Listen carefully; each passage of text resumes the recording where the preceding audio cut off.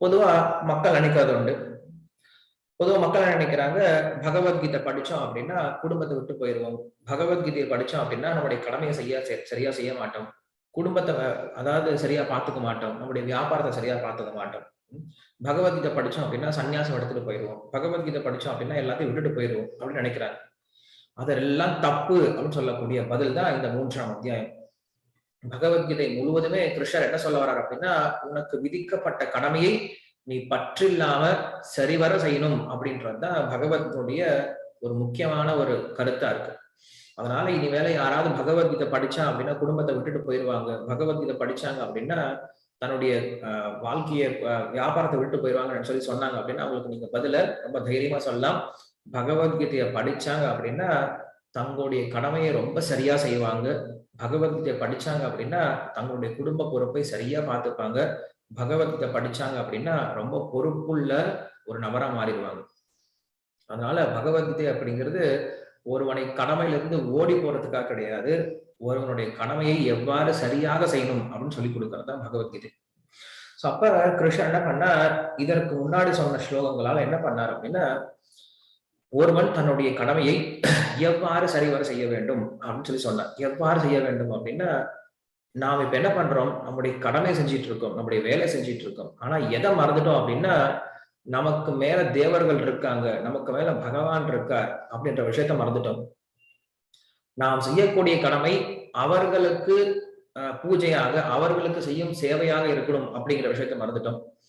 நாம் என்னைக்குமே அவருடைய ஆளுமைக்கு உட்பட்டவர்கள் அப்படின்ற விஷயத்த மறந்துட்டு என்ன பண்ணிட்டு இருக்கோம், கடமை பண்ணிட்டு இருக்கோம். இப்படிப்பட்ட கடமை ஒருத்தன் பண்ணக்கூடாது.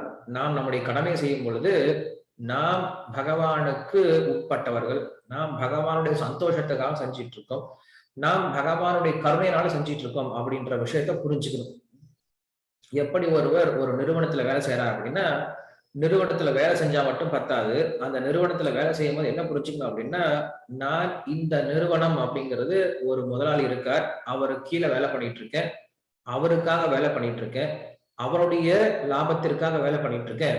அவர் எனக்கு எப்படி பயிற்சி கொடுத்திருக்காரோ அதை உபயோகப்படுத்திக்கிட்டு, அவர் கொடுத்த பொருளை வாங்கிட்டு, அவர் எனக்கு காட்டக்கூடிய வழியை என்ன பண்றேன், உபயோகப்படுத்திக்கிட்டு என்னுடைய வேலையை பண்ணிட்டு இருக்கேன் அப்படின்ற எண்ணத்தோட வேலை செய்யணும் இல்லையா? அதுதான் வேலை செய்யறது அப்படின்னு அர்த்தம். ஒரு நிறுவனத்துல போயிட்டு நான் இஷ்டத்துக்கு என்னுடைய வேலையை செஞ்சுட்டு இருக்க முடியாது. என்னோட இஷ்டத்தை செஞ்சேன் அப்படின்னா அங்க நம்மள வந்து துரத்திடுவாங்க.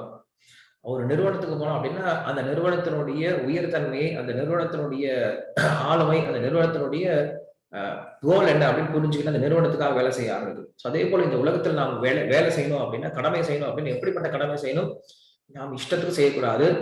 நமக்கு மேல இருக்கக்கூடிய தேவர்களை, நமக்கு மேல இருக்கக்கூடிய பகவானை உணர்ந்து அவர்களுக்கு பூஜை செய்யும் விதமாக நம்மளுடைய கடமை செய்யணும் அப்படின்ற விஷயத்த சொன்னார். இப்படி ஒரு மனிதன், நான் மட்டும்தான் இந்த உலகத்துல இருக்கேன், எனக்கு மேல யாரும் கிடையாது, என் இஷ்டத்துக்கு எதை வேணா செய்யலாம், என்னுடைய சந்தோஷத்தை நான் எதை வேணா செய்யலாம் அப்படின்ற எண்ணத்தை விட்டு, எனக்கு மேல பகவான் இருக்கார், நான் செய்யக்கூடிய காரியங்கள் அவருக்கு பூஜையாக அமையணும், பூஜையாக அமைனா உட்காந்து பூஜை பண்ணும் அப்படின்றது கிடையாது. நான் எந்த காரியம் செஞ்சாலும் அது பகவானுக்கு சமர்ப்பணமாக செய்யணும். அதே போல பகவானுடைய கருணையினாலதான் இந்த காரியங்களை நான் செஞ்சிட்டு இருக்கேன். என்னுடைய சக்தி கிடையாது, என்னுடைய திறமை கிடையாது, பகவானுடைய திறமையினால, பகவானுடைய கருணையினால இந்த காரியம் செஞ்சிட்டு இருக்கேன் அப்படின்ற எண்ணத்துல, இந்த 3 விதமான எண்ணத்துல ஒருவன் தன்னுடைய கடமையை செய்யணும் அப்படிங்கிற விஷயத்தை கிருஷ்ணர் என்ன பண்றா அப்படின்னா, தேவான் பாவயதாதேன தே தேவா பாவயந்துவா பரஸ்பரம் பாவயந்தா ஸ்ரேய பரம் அவாப்சத அப்படின்ற ஸ்லோகத்துல வந்து ஆரம்பிச்சு அவங்க சொல்லி கொடுத்து வந்தார். இப்படி தேவர்களை முதல்ல ஒருத்தன் பார்க்க தெரியணும் அப்படின்னு சொன்னார். தேவர்களை ஒருத்தருக்கு தெரியணும், தேவர்களை ஒருத்தன் என்ன பண்ணணும், கண்டுக்கணும், தேவர்களாலதான் நம்ம வாழ்ந்துட்டு இருக்கோம் அப்படின்ற விஷயத்த ஒருத்தர் புரிஞ்சுக்கணும். ஏன் தேவர்களை ஒத்துக்கணும் அப்படின்னா, ஏன்னா கண்டிப்பா இந்த உலகம் எதுவுமே தானா இயங்க போறது கிடையாது. எல்லாத்துக்கும் பின்னாடி ஒரு சக்தி தான் இருந்துட்டு இருக்கு. எதுவுமே தானா இயங்க போறது கிடையாது. இப்போ ஒரு நாட்டுல வந்து டிராபிக் சிக்னல் சரியா ஒர்க், டிராபிக் ரூல்ஸ் இருக்கு, அதுக்கு பின்னாடி டிராபிக் போலீஸ் டிபார்ட்மெண்ட் இருக்கு இல்லையா? சோ அப்படி இந்த உலகத்துல எந்த ஒரு செயல்பாடா இருந்தாலும் இதுக்கு பின்னாடி என்ன இருக்கு, கண்டிப்பா ஒரு ரூல்ஸ், ஒரு ரூல் இருக்கு, ஒரு டிபார்ட்மெண்ட் இருக்கு, அதுக்கு பின்னாடி நபர்கள் இருக்காங்க. சோ அது போல இந்த உலகத்தை பார்த்தோம் அப்படின்னா சூரியன், சந்திரன், இல்ல சமுத்திரங்கள், நதி, நம்ம சுவாசிக்கக்கூடிய காற்று, நம்முடைய கண் விழி அசைகிறதுல இருந்து எல்லாம் என்ன ஆயிட்டு இருக்குன்னா ரொம்ப பர்ஃபெக்டா நடந்துட்டு இருக்கு. என்னைக்கும் மாறி நடக்கிறதே கிடையாது. சோ அப்படி எல்லாம் நடந்துட்டு இருந்தா அப்படின்னா என்ன அர்த்தம், கண்டிப்பா இதுக்கு பின்னாடி ஒரு சக்தி இருக்கு, இதுக்கு பின்னாடி ஒரு ரூல் இருக்கு, இதை நடத்தக்கூடிய ஒரு நபர் இருக்காங்க, நடத்தக்கூடிய நபர்கள் இருக்காங்க முதல்ல புரிஞ்சுக்கணும். நமக்கு மேல தேவர்கள் இருக்காங்க, அந்த தேவர்களுடைய உதவியால் நம்ம எல்லாம் நடத்திட்டு இருக்கோம் புரிஞ்சுக்கணும். அதனாலதான் நம்ம மதத்துல சனாதன மதத்துல 33 கோடி தேவர்களை ஒத்துக்கிறாங்க. ஏன் இவ்வளவு கடவுள் இருக்காங்க உங்க மதத்துல அப்படின்னு சொல்லி நிறைய பேர் கேட்பாங்க. நம்ம கேட்கிறோம் ஏன் இருக்க முடியாது அப்படின்னு தான் கேட்கிறோம். இப்ப சமீபத்துல இங்க மதுரையில ஒரு பெரிய ஸ்டோர் ஒன்று ஓபன் பண்ணாங்க. சரணா ஸ்டோர்ஸ் அப்படின்னு ஒரு பெரிய ஸ்டோர் ஒன்று ஓபன் பண்ணாங்க. 10 மாடி பெரிய ஸ்டோர் ஒன்று ஓபன் பண்ணாங்க. அந்த 10 மாடி ஸ்டோர்ல 5000 பேர் வேலை செய்யறாங்க. 5000 பேர் அந்த 10 மாடி ஸ்டோர்ல வேலை செய்யறாங்க அப்படின்னு சொல்லிட்டு நம்மளுக்கு தகவல் வருது. ஸோ அப்ப இந்த ஒரு சின்ன கடை, ஒரு சின்ன நகரம் மதுரை அப்படிங்கிற இந்த உலகத்துல ஒரு சின்ன நகரம்.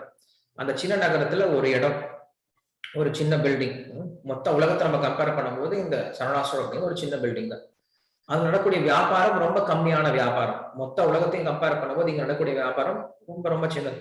ஆனா இந்த சின்ன வியாபாரத்துக்கு, இந்த சின்ன கட்டிடத்துக்கு, இந்த சின்ன தொழிலுக்கு 5000 பேரை தேவைப்படுறாங்க. ஸோ அப்படி இருக்கும்போது இந்த உலகம் அப்படின்ற இவ்வளவு பெரிய வியாபாரம், இங்க இத்தனை கஸ்டமர்ஸ் இருக்கும், நம்மளாம் இத்தனை கஸ்டமர்ஸ் இருக்கும். நமக்கு எல்லாம் சப்ளை பண்றதுக்கு எத்தனை பேர் தேவைப்படுவாங்க, நம்முடைய தேவைகளை சப்ளை பண்றதுக்கு எத்தனை பேர் தேவைப்படுவாங்க, எத்தனை பேர் இதை வந்து மெயின்டைன் பண்ணும், இது வந்து எத்தனை பேர் இதை வந்து கண்ட்ரோல் பண்ணும், எத்தனை பேர் இதை வந்து அனலைஸ் பண்ணும் இல்லையா? ஸோ அப்ப 33 கோடி தேவர்கள் கூட ரொம்ப கம்மி தான் இந்த உலகத்தை மொத்தம் மேனேஜ் பண்றது. ஏன்னா இந்த ஒரு உலகம் மட்டும் கிடையாது, இதே போல நிறைய உலகங்கள் இருக்கு, நிறைய கிரகங்கள் இருக்கு, எல்லா இடத்துலயும் உயிரினங்கள் இருந்துட்டு இருக்கு.